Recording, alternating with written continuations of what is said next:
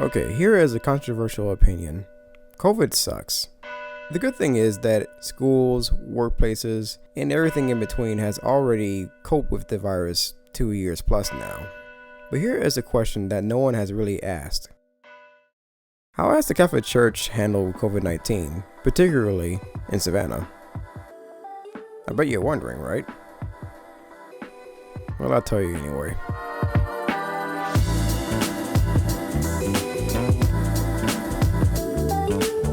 And to get down to business, I had to ask an expert, such as the bishop. Obvious jokes aside, this gentleman right here answered a lot of my questions. My name is Father Daniel Furman, and I'm pastor here at St. James Catholic Church.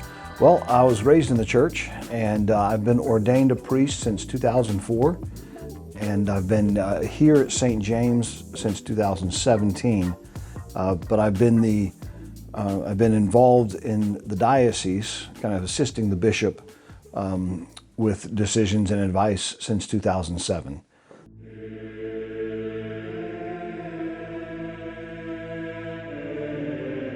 One of the things that we did was we really, across the diocese, we didn't have strict guidelines, because mask or no mask or things like that, because we wanted to let the pastors locally decide what is best for their congregation.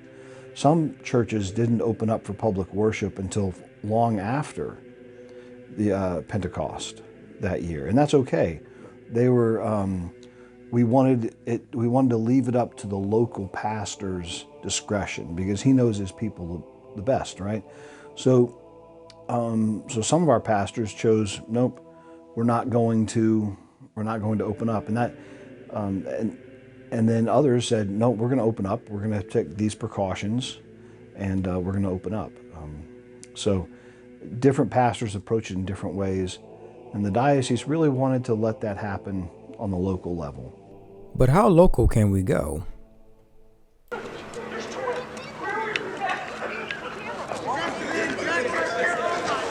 So when I first heard of COVID-19, it was in class. I remember actually getting into an argument with some of the kids saying, oh, this isn't going to impact us. This is overseas. We're not going to see anything strange happen. And then, of course, we know where it went. It was sad to see a lot of the high school students not to get to experience their prom and graduation and things like it was.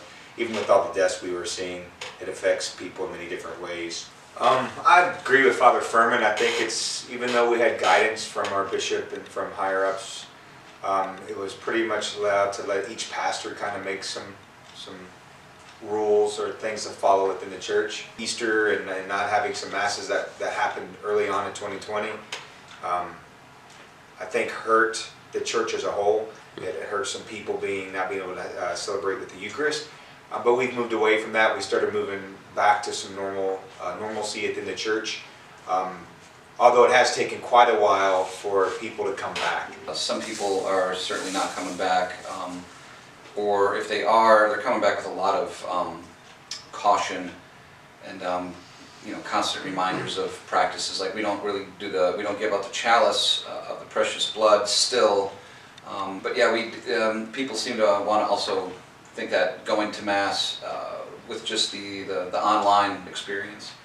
I sometimes hear some people, they just do the online experience and think that's going to be enough for a Sunday obligation, but I guess there's more in the way of my pastoring where I have to pastor to everybody and say you should probably come back to Mass now, you should definitely be coming back to Mass now, and not letting the online experience be your go-to for Mass.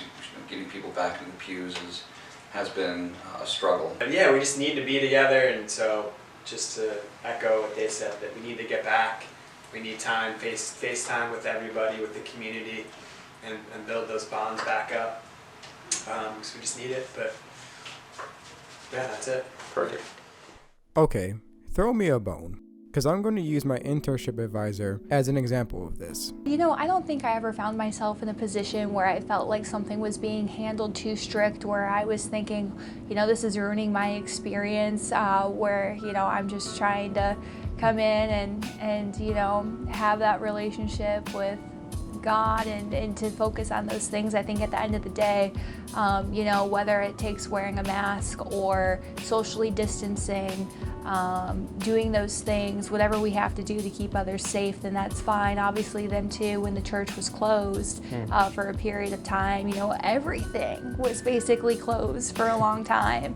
Nothing really made me ever feel uncomfortable in a sense where I felt like churches weren't doing enough, or if they were doing too much, I just kind of always was going with the flow myself of, hey, let's just try to do the right thing to protect others.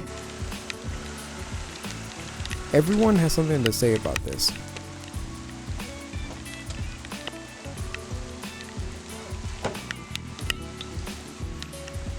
Even a certain Deacon James Bellinger. And I'm Deaconess Martha Bellinger. The shot saving people, because we know how many people been dying. You know, people gonna die of anything, but we know how many people been dying from COVID. And if they could have got a shot and saved it, been living now, I would say why not? You hear somebody don't get a shot, and the man in the bed all sick up, and he say, I thought that was a fluke. I would have taken shots then, but he about to die. He may come back and he may not.